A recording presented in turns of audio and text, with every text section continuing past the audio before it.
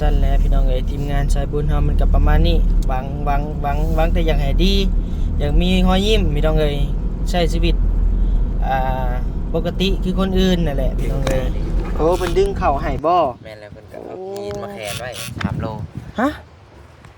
เอาขี้ยินมาแขวนไว้อีกแม่นดึงแบบให้มันตึงไว้เลยนะครับอยากให้มันแบบรูดเข้าเหมือนกันโดยโอ้ถือว่าตะบีดแบบบ่แม่นผู้เชี่ยวชาญนะแบบเขามาดึงปืนเนาะบ่เรื่องทุกข์ที่ให้กันเป็นอย่างมากบ่ให้โทษโกรธบ่ให้กันผัดสิไปหากันเฮ็ดได้ว่าเรื่องการผ่าตัดมันมีความเสี่ยงเด้อพอเด้อแม่นแต่ว่าหมอเพิ่นก็เฮ็ดชุดสีมือเพิ่นแม่นเว้ากันไว้ซื่อเพื่อกันไว้แต่ว่าบ่แน่นอนแหละบ่มีใครอยากให้เฮานี่เรื่องอยากให้น้องคนนี้ที่บ่เฮาแหละห้อยที่บ่ห้อยให้มันหย่อนลงนะดึงติหย่อนลงพื้นนะมันมีนะล่างมันเอามามันข้างขึ้นเลยก็มีแนวมาดึงห้อยไว้ทั้งหมดเตียงนั่นอยู่ได้แล้วพี่น้องเอ้ยบ่เข้าเบิ่งกระยาเนาะเพราะว่าเพิ่นยังปิ่นปัวคนเจ็บหลายอยู่ทางญาตินั้นนี่ก็ออกมาอยู่นอกหมดเนาะฉันเด้อมีแต่สิกลับป้าได้บัดนี้ได้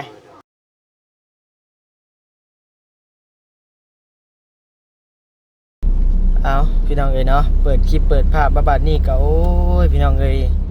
แล่นเข้ามาในเมืองอีกเส้นเก่าเส้นเดิมพี่น้องเอ้ยเดินทางมากับไอ้ยาว2คนพี่น้องเอ้ยมื้อนี้โดยสบายดีเก่าเนาะคือเก่าคือเดิมพี่น้องเอ้ยเดินทางเข้ามาโค้งหมอแข่งเนาะพี่น้องเนาะเพิ่มเติม2คนโดยช่วงนี้ก็เห็นบ่นิวกับบ่ยาวดุแน่นะพี่น้องเนาะไปนำกันเรื่อยเพราะว่าได้รับภารกิจเดียวกันพี่น้องเอ้ยรับนำกันนี่แหละเคสน้องแต่นี่แหละพี่น้องเอ้ยกันสิทิมสิปะกะอีต้นพี่น้องเอ้ยเบิ่งกันไปเบิ่งกันยามนี้แหละพี่น้องเอ้ยถ้าบ่เบิ่งยามนี้ก็จักสิไปเบิ่งยามใดเบิ่งยามตายไปกะบ่ฮู้หยังดอกพี่น้องเอ้ยเบิ่ง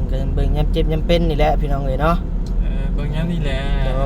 ติดไล่สำเที่ยวเฮ็ดนี่แหละได้สำสิเฮ็ดน้องเป็นดีเป็นเศร้าก็ดีใจนำบ่ได้บางคนปอบแทนอีหยังนะดีเป็นเศร้าก็ดีแม่นสั้นแล้วพี่น้องเอ้ยทีมงานสายบุญเฮามันก็ประมาณนี้หวังแต่อยากให้ดีอยากมีรอยยิ้มพี่น้องเอ้ยใช้ชีวิตปกติคือคนอื่นนั่นแหละพี่น้องเอ้ยกันมาอาการน้องคนนี้เป็นอะไรเนาะโดยก็ถือว่าเนาะก็ได้ยินข่าวดีแล้วหน่อยเนาะเรื่องผ่าตัดน้องแต่พี่น้องเอ้ยนั่นนี่มีข่าวดีแล้วพี่น้องเอ้ยถือว่าโอเคแหละทางท่านหมอใหญ่นะพี่น้องเนาะโทรหาทางปัญญามื้อเช้านี้พี่น้องเอ้ยว่ามื้ออื่น 8 โมงเช้านำตัวน้องแต่ขึ้นห้องผ่าตัดเด้อพี่น้องเด้อเนาะถือว่าเป็นข่าวดี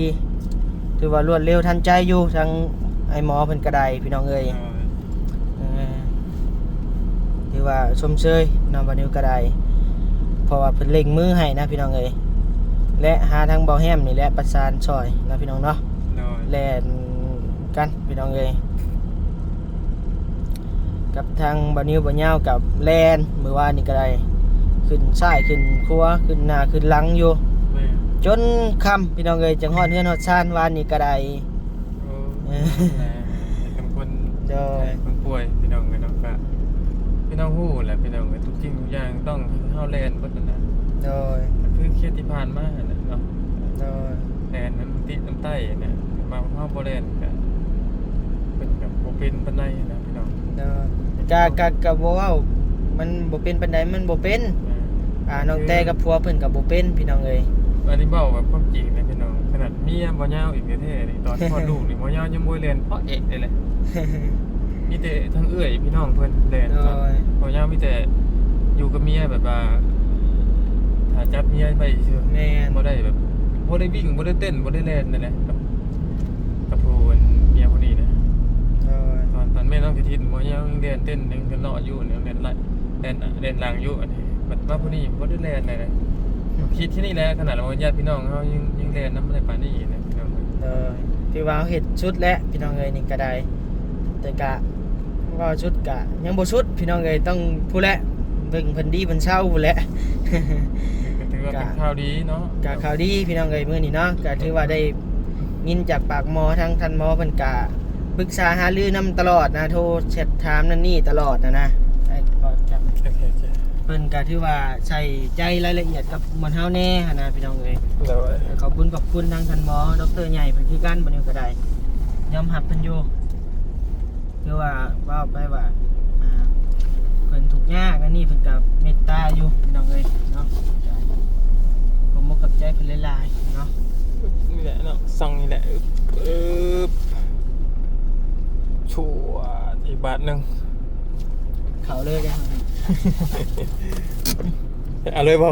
เอ้ามันเป๊ะเลยได้ มันเป้บ่ โอ้ลงไปเบิ่งแล้วบ่เสียครับ โอเคจ้ะ เบื้องนี้20เส้นเบื้องนั้น20เส้น เดี๋ยวคือว่าบ่ได้มีไปกับขี่ไปสบายกับเจีย เด้อสบายดีเด้อพี่น้องเอ้ยเด้อพี่น้องเอ้ยเนาะเปิดคลิปเปิดภาพมาก็ลงรถลงล่างเลยเด้อพี่น้องเด้อเนาะ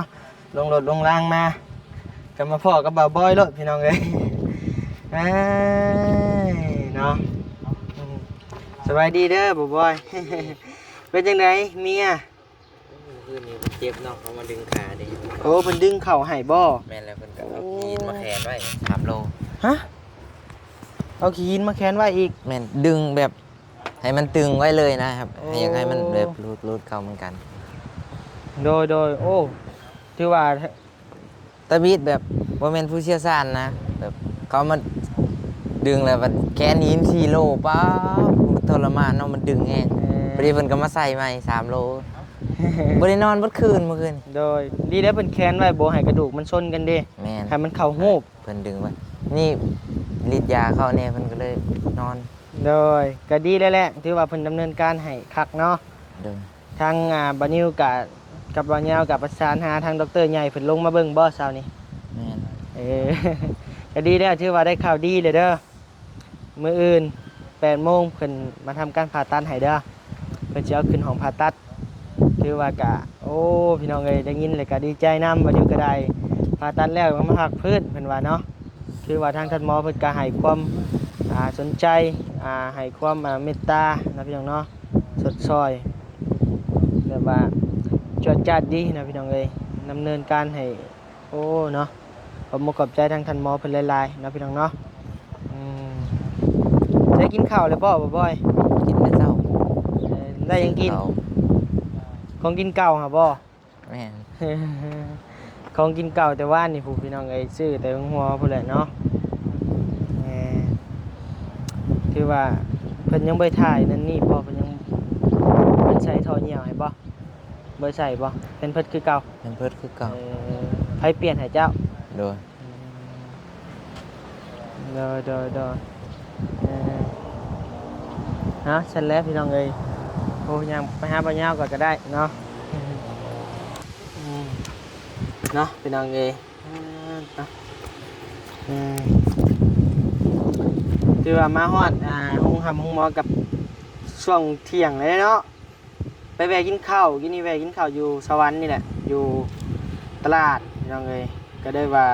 เทิงในจักเล็กจักน้อยพี่น้องเอ้ยแล่นน้ำหามกับไปมีบ่น้ำกินเบิดแล้วบ่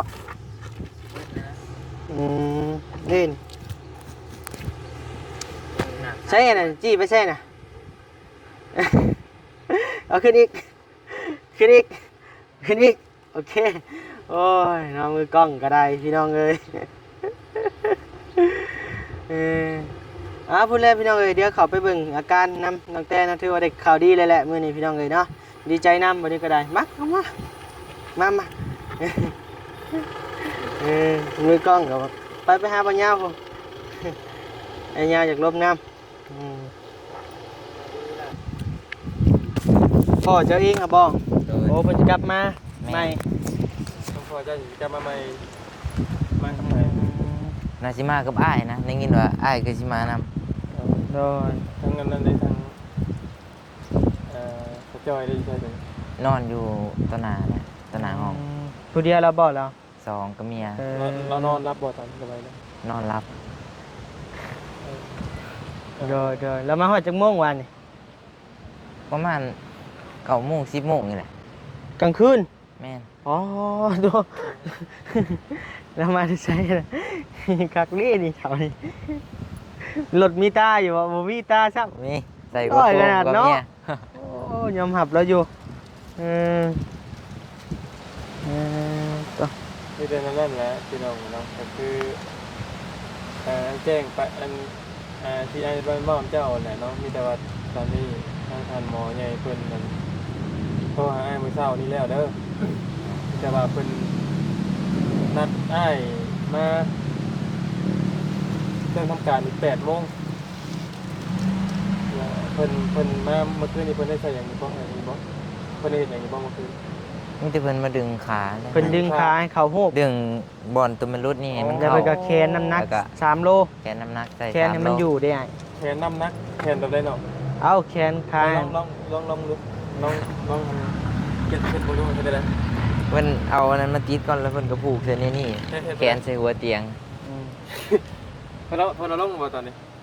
เพิ่นบ่ได้เอาออก บ่อัน เพิ่นยังดึงไว้คือเก่าเลยวะ นึกว่าเก่า อ่า เอาขึ้น จนมือผ่าตัดไปแล้ว น้องตอนนี้น้องเพิ่นรับบ่ แม่น โอเค เอาไปเบิ่งปะ บ่เป็นหยังบ่เป็นหยังบ่ บ่ไปบ่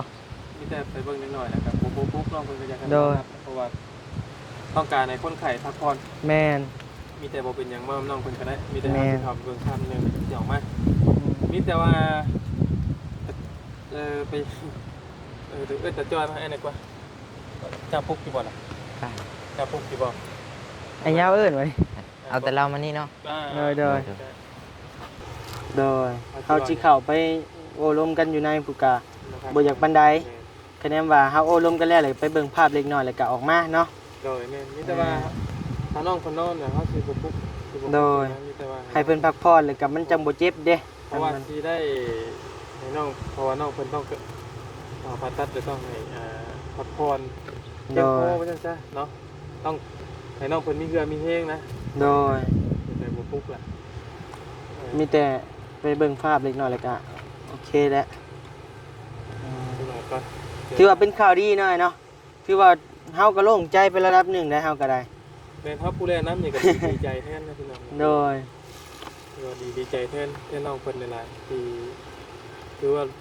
ไว้ทันหมอเพิ่นก็เนาะพี่น้อง จวดจ้าดอยู่ ใจอยู่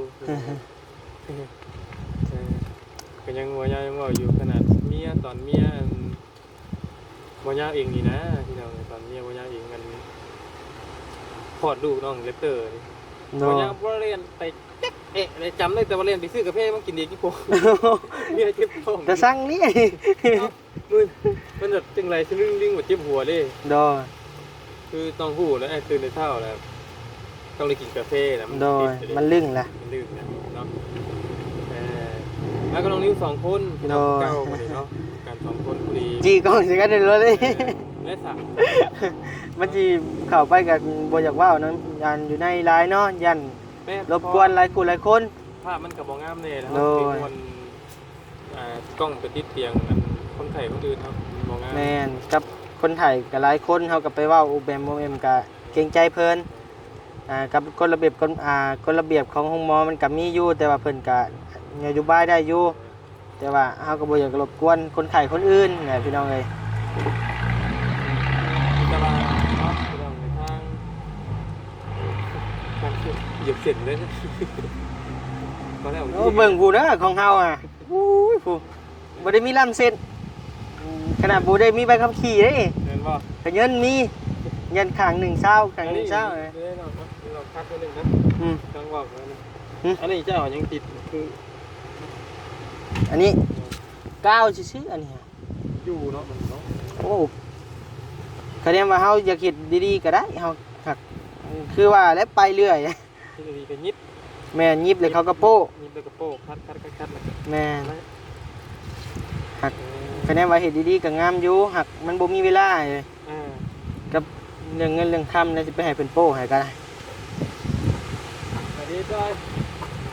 โอ้ยเนาะ หาแต่ตื่นบ่ นอนเลิกบ่เมื่อคืน เออมาฮอดจังโมงคืนนี่ จังหวะบ่ได้เบิ่งจัก9 โมง 9 โมงเลย โมงเอามี มีแต่ว่าในนั้นแหละเขาเรื่องเลยเนาะ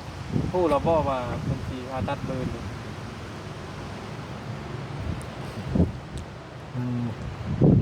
ยังมองว่า มีแต่สิแจ้งเลยเนาะ คำพูดกับมีแต่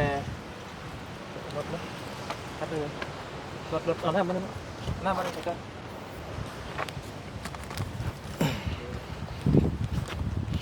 พี่มายืนเบิ่งรถดิ เลยเข้าไปเนาะมีแต่ว่าคำพูดนะมีแต่ว่าเบอร์อื่นเนาะเบอร์อื่นตอน8 โมงคนที่เริ่มทำการ8 โมง 7 โมงนี่แหละผมบอกเขานะ8 โมง 7 โมงคนที่เริ่มทำการผ่าตัดน้องแต่แล้วพี่เจ้าจะเข้าไปใส่เลยเนาะอยู่ลูกคุณเต้ากันเด้อ บ่ได้ไปแล้ว ที่เขาเอาลูกเจ้ามาห้องหมอเพลงนี่เจ้าก็ได้มีการกดเครื่องกันหรือว่าก็ได้บริเครียดกันหรือว่า บ่ ดีอยู่บ่เขามานี่แต่ว่า ดี บ่ มันก็ดีหั่นแหละ ก็ดีอยู่บ่ อืม พอบ่ยังเอานอกคนมานี่ก็บ่ได้ปรึกษาทั้งเจ้าเลยเป็นบ่ เพราะว่าเจ้าก็บ่อยู่ เพ เด้ ราะว่าเจ้าก็บ่อยู่แหละ ติดต่อก็บ่ได้ คนป่วยบ่สามารถรอได้ แม่น แต่เขาถามทั้งเจ้าของน้องเป็นถามผู้เป็นผัวเพราะว่าสิเอาน้องไปห้องหมอแข็งน้องไปก็ถามผู้ผัวก็ว่าไปก็เลยบ่ได้บอกเจ้าว่า เจ้าเต็มใจพอใจอยู่บ่ โอ้ก็พอใจหั่น สุดแต่เท่านี้แหล้วติ อืม มาฮอดมือหมอใหญ่แล้วติ แม่น เออสิว่าเว้าง่ายๆก็อยากชมเชยบ่แลเฮาน่ะ แล้วเราถามจากผู้ปกครองเบิ้ง โดย ก็คือที่ผมคอมเมนต์มาหลายผู้หลายคนมีว่าให้ผู้ผัวน้องหรือว่าตัวน้องเป็นเส้นเองก็ได้พี่น้องเลยก็ได้แต่ว่า ต้องถามพ่อก่อน เขาอยากให้ผู้มีผู้ปกครองเห็นน้ โดย ำดึงได้นะมันได้น้องเป็นเส้นตัวเองก็ได้ แม่นเฮาเช่นก็ได้ แต่ว่า เส้นก็ได้ แม่นแต่ว่าบัดนี้สมมุติมันเป็นหยังมาผู้ปกครองบ่ว่าหยังหาบ่หั่นน่ะ แม่นที่อยากให้ผู้ปกครองอย่างคือจอยนี่ทำผู้ที่ซื้อมาเอ้าถ้าเกิดผ่าตัดปืนหนึ่งเนาะบอเรื่องทุกที่ให้ถ้าเป็นอย่างมากบ่ให้โทษโกรธบ่ให้กัน อืมก็สิไปหา ว่า กันเฮ็ดได้เด้ ว่าเรื่องการผ่าตัดมันมีความเสี่ยงเด้อพอเด้อ แม่น แต่ว่าหมอเพิ่นก็เฮ็ดชุดสีมือ อันนี้ เพิ่นแม่นเว้ากันไว้ซื่อ เพื่อกันไว้แต่ว่าบท ๆ แน่นอนแหละบ่มีใครอยากให้เขานี่ยังอยากให้น้องคนดีเพิ่นเศร้าแหละอัน แม่ นี้ น เรื่องความคิดให้กันซื่อๆแบบ ทั้งหมอก็อยากให้น้องเพิ่นดีเช้าคือกันเพิ่นก็เฮ็ดชุดสีมือเพิ่น ผู้ปกครองก่อน เออ ผู้เจ้าเป็นพ่ออยู่ซื่อนะคือเรื่องบ่ว่ายังแต่บ่ว่าคือลูกเลยเต้าคือว่าเขาเพื่อนน้องบอล โดย คือซ้ำตอนนี้ซ้ำเป็นลูกของเพิ่นนะ โดย ซ้ำเป็นลูกของผมประธานหมอ โดยแม่นเพิ่นดูแลเด้ ซ้ำเป็นของเพิ่นละแล้ว เอามอบให้เพิ่นดูแลแหละ กันนั้นแหละมีแต่เขาแจ้งบอกทั้งเจ้าเลยว่าเบอร์อื่นเนาะให้ไปใช้รอให้กำลังใจลูกอยู่มื้อนี้แหละอดเอาและเนาะเป็นเรื่องเรียกเรื่องงานเจ้าอยู่คุณมาเช่าแล้วบ่ดีกว่ามาเลย อืมเช่าเลยแหละ มาเลยบ่ มาอยู่เลยบ่เจ้าบัดนี้เฮาจะถามเรื่องปักหลักปักฐานเจ้าจะไปปักหลักอยู่ไสบัดนี้ ที่ไปเผาสวนอ้อย โอ้มีเวียกเฮ็ดแล้วเนาะโอเคแล้วอยู่ใกล้ลูกใกล้หลานมันก็ดีอย่างหนึงปล่อยเจ้าไปอยู่ใกล้โพด เดี๋ยวถามไผเพิ่นอีกก็ โดย น้องเพิ่นทางว่ากันมีแต่ตอนนี้แหละโยมน้องเพิ่นกันเด้อมีแต่มาจังได๋สิไปเยี่ยมพยายามน้องเพิ่นกินเจ้าพากินข้าวแล้วบ่กินแล้วบ่ข้าว กินข้าวเช้ากินแล้ว ฮะ กินแล้วข้าวเช้า ข้าวกับหยัง ครับ ของกินเก่า ได้ยังกิน แกงหวาย เพิ่นกับข้าวเพิ่นมาขายตอนเช้าบ่ มันจะมีพ่อค้าแม่ค้าเพิ่นมาขายตอนเช้าอยู่เด้ โดย เอ้าซะอันนี้เอาไว้กินตอนเพลนกินตอนแรงและเด้อ ชาติได้ กับ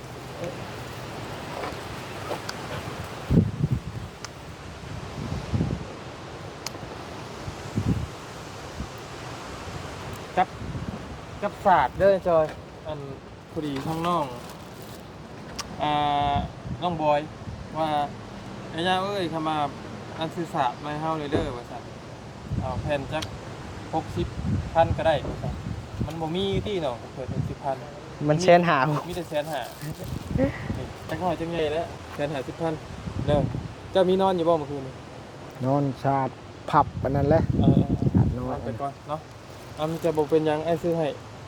ขอบใจนะ แสน แชนหาชิป 150,000 ตกเงินบาทก็200กว่า นี่แต่ว่าถ้ามีอย่างไรก็โทรบอกอ้ายเด้อมื้อนี้เนี่ยซุมอ้ายสิออกไปเรียกก่อนเพราะว่าพอเพิ่นก็แจ้งบอกอ้ายมาเด้อว่า มืออื่นเนาะ ตอนเช้ามีแต่ว่าให้น้องเพิ่นเจ้าก็พยายามให้กำลังใจทั้งน้อง สู้ๆและ สู้ ผัวเมีย ๆก็ให้กำลังใจเมียเนาะแล้วก็ให้เพิ่นพักผ่อนเด้อมื้อนี้ เพิ่นบ่ได้ให้อดข้าวบ่ บ่เพิ่นว่ากินโลดมันน่ะบ่ได้เป็นหยัง โอ้ มีแต่ว่าบัดมื้อสิพาเพิ่นให้อดก็แม่นของเพิ่น แม่นอยู่ เฮ็ดตามที่เพิ่นบอกกันแน่นอน อืม เนาะมันก็มีเหตุผลของเพิ่นแหละที่เพิ่น แม่น ก็มีแต่นั้นแหละมีแต่ถ้าคือน้องเพิ่นนอนก็บ่ต้องไปปลุกก็ได้เด้อ เฮาก็บ่ได้กวน เออ เฮาก็ปะเพิ่นเฮาเมื่อคืนนี้เพิ่นก็บ่ได้นอนนะเพิ่นเจ็บ เทียเพิ่นยกขาขึ้นบ่ห้อยขึ้นนี่ห้อยขึ้นอยู่ได้แต่จอยเฮ็ดให้เฮาเบิ่งว่าที่บ่ห้อยที่บ่ได้ห้อยแบบห้อยที่บ่ ห้อยให้มันหย่อนลง มัน ง่า ดึง ย ติ หย่อนลงพื้นนะ มันมีนะ มี ล่างมันเอามา ล่า ปั ง ก มัน ไว้ข้างขึ้นแล้วก็มีแนวมาดึงห้อยไว้ทั้งหัว จะ เตียง เบิ่งนี่ต้องไปเบิ่ง ว่าไงสี่ตีนเป็นหัวเตียงแล้วก็มีเอาเชือกหย่อนใส่มาคีนซะว่าไงซะหย่อนใส่มาคีนแล้วก็ปล่อยลงเลยให้มันดึงปลาเมียนนะ3 โลว่าไงดึงมันเข้ารูปบ่ให้อันแบบกล้ามเนื้อเฮามันดึงกระดูกยับเข้าในนะเลยมันสิผ่าตัดยากอะนะ คือเมื่อคืนแล้วเพิ่นดึงที่ว่ากระดูกมันรุดบ่ แม่น ที่ว่าก ระดูกรุดน่ะก็ดึงแล้ว มันดึงให้ขึ้นแล้ว เพราะว่าทางอันหมู่เจ้านะคือว่านี่คือหยังก็ เบาแฮม นำบ่เฮียมเพิ่นก็เว้าอยู่ว่าอ้าย อันนี้รุดแล้วอ่ะ รุดบ่เลยนะ เพิ่นสิดึงของคืน โดยเพราะว่าทางเบาแฮมไปกวดเบิ่งเอกสารตัวที่เพิ่นสแกนมาเอามาให้ทางทีมงานเบิ่งบัดนิ้วกับบัดยาวนี่แหละพี่น้องเอ้ยแล้วเพิ่นบอกว่ามันรุดได้อ้ายอันนี้ประมาณนี้แล้วก็ทางหมอเพิ่นก็เช็คเบิ่งอีกอะนะแล้วเพิ่นก็ไปดึงเข้าให้บัดนี้ถือว่าโอเคตัวขารุดยังเหลยแต่ตัวขาหักบัดนี้ มีแต่ให้ลูกให้เจ้าทำใจดีๆเนาะบ่ต้องย่านบ่ต้องหยังแล้วก็ให้เพิ่นเข้มแข็งสู้เด้อ เพราะว่าของที่นั้นบ่ติไปได้พี่น้องเนาะบ่ถือใครก็บ่ฮู้ แม่น ขนาดเข็มเฮายังย่าน พี่น้องว่าคือซะอันนี้มีดผ่าเลยมันบ่เรื่องมีดผ่าปาดกันก็ย่านทุกคนนั่นแหละเรื่องย่านเนาะ โดย แต่มันจำเป็นในใช้ได้ซะขนาดเข็มมีนะเอาไปซักยาสี ยังย่านเนาะ ยังย่านเข็มน้อยๆนึง อืม อันนั้นมีแต่ทั้งผู้ผัวทั้งพ่อทั้งใจน้องเพิ่นเนาะตอนนี้ใช้จ่ายอย่างนี้ได้ไหมครับบ่ได้มีอยู่ใส่บ่ มื้อนี้ก็เสียบเอาเดือนมากวด2 โมงแรงได้ เสียแล้วบ่ เสียแต่ค่าไปยืนอยู่บนเบอร์7 อะไร 150,000นะ มื้อนี้ให้ได้เสียแสนห้าเนาะ มีแต่ว่าเก็บบินไว้ให้เด้อจะมีบินมาอีกบ่ นี่จ่ายค่ายาเมื่อคืนนี่ก็ล้าน120,000 มีแต่เจ้าเก็บบินไว้แต่จังขึ้นมานี่สิเบิ่งนั่นแหละเนาะแต่สิมา ตอนนี้ทางเจ้าเหลือเงินเท่าใดน่าเบิ่งอยู่ รู้หรอก อยู่ประมาณ21 ล้านปลาย โอ้ใครอยู่ เพราะว่าเงินได้ใช้เงินที่สาวหมู่คุณสาวหยังมาบอ โอ้ กให้2 ล้าน โดยเออ ได้แล้วเนาะแต่เป็นยังดีอยู่โอเคแล้วมีแต่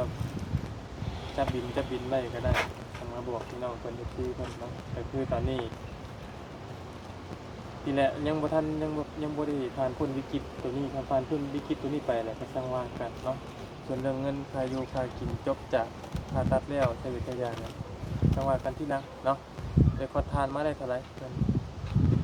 โย่บ่ได้เนาะมันบ่แล้วซ้ำเวียกกันก่อเตาอะไรก็ได้ เหลือเงิน400,000ว่าซั่น มาพอดพี่เรือ400,000 นั่นเลยทางมาบ่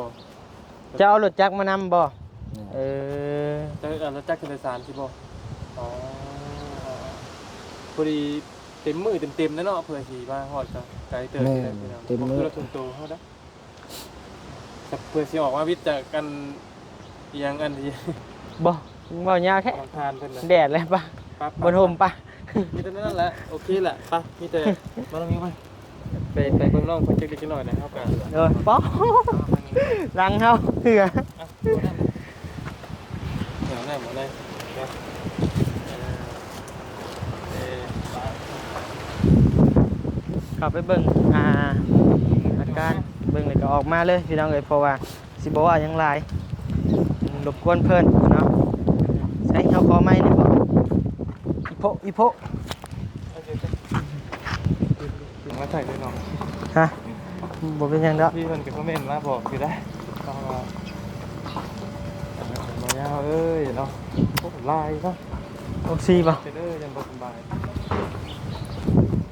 โอ้ลายเนาะที่เขียนว้าว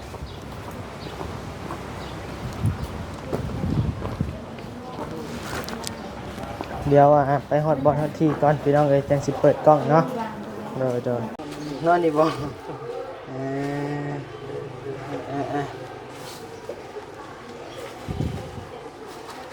เครื่องคองปลาไว้นี่พี่น้องเอ้ยป้ามีแต่เขาเบิ่งในพุ่นแล้วป้า การมองกันยังอยู่ ไปพี่น้องเอ้ยเนาะทางท่านหมอเพิ่นยังนั่นอยู่ได้แล้วพี่น้องเอ้ยบ่เข้าเบิ่งกระยาเนาะเพราะว่าเพิ่นยังปิ่นปัวคนเจ็บหลายอยู่ทางญาตินั้นนี่ก็ออกมาอยู่นอกหมดเนาะฉันเด้อมีแต่สิกลับป้าได้บัดนี้ได้สู้ๆเป็นกำลังใจให้เมียและกับทางพ่อนี่คือกันสู้ๆเป็นกำลังใจให้ลูกไปเด้อพี่น้องเอ้ยเด้อไปเด้อบัดนี้อยู่ดีไม่แห้งไปยังเป็นห่วงอยู่บ่ยังส่องอยู่บ่บดีแล้วพี่น้องเอ้ยอยากส่องเบิ่งอาการนั่นนี่แหละแต่ว่าเฮาเข้าไปบ่ได้พี่น้องเอ้ยเพิ่นยังเป็นปัวอยู่เนาะไปเฮากลับไปเด้อไปเวียกไปงานก่อนเด้อสบายดีเด้อ เต้าแล้วเนาะ เด้อสบายดีเด้ออันทราบนี่เจ้ายังบ่ทันนอนเลยเจ้ากู้ขึ้นก่อนเด้อให้เพิ่นย่างสะดวกสบาย เจ้าบ่ แม่นของเรานี่แหละเจ้ากู้ขึ้นก่อนก็ได้ยัน ที่มีแต่นั่นเลย ให้ทางท่านหมอเพิ่นอ่านย่าง ตัวมีหนักตัวนึงสิว่าทำนี่อย่างนั้นน้องแจ้งบ่ได้ เด้อไปพี่น้องเอ้ยพี่น้องเอ้ยออกมาฮอดนอกแล้วพี่น้องเนาะเดี๋ยวทางบ่นิวก็สิออกเดินทางไปให้เวียกไปงานก่อนพี่น้องเอ้ยเนาะมาบอกแจ้งข่าวดีน้องเพิ่นเนาะเอาอยู่ดีมีแฮงเด้อพี่น้องเด้อความเจ็บบ่ได้ความไข้บ่มีปรารถนาสิ่งใดขอให้ได้สิ่งนั้นสมความมุ่งมั่นปรารถนาอย่าเจ็บอย่าจนร่ำรวยๆเด้อพี่น้องเด้อเนาะทางเคสนี้บ่นิวก็ขอฝากพ่อแม่พี่น้อง SC ทุกท่านเนาะที่เข้ามารับชมและผู้ใหญ่ใจดีทุกท่านพิจารณาเบิ่งให้บ่นิวหน่อยเด้อพี่น้องเด้อเนาะทางบ่นิวก็อีต้นน้องเพิ่นแฮงเนาะเป็นห่วงพี่น้องเอ้ยเนาะผู้หญิงผู้เดียวเอาอยู่ดีมีแฮงพี่น้องเอ้ยโดย